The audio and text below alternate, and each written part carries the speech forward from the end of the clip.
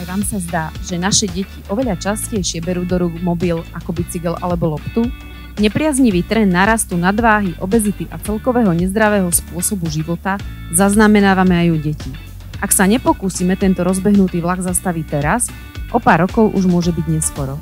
S cieľom upriamenia pozornosti na pohyb ako hlavnej a nevyhnutnej podmienky života organizuje Regionálny úrad verejného zdravotníctva so sídlom v Rožňave v spolupráci s mestom Rožňava a s ďalšími partnerskými organizáciami už 9. ročník podujatia s názvom Čo sa hýbe, to je živé.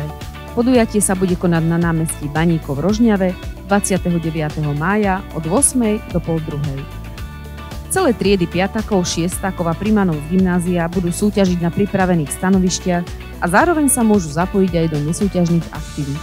Počas akcie chceme poukázať na finančne nenáročné pohybové aktivity, ktoré je možné vykonávať kedykoľvek a kdekoľvek.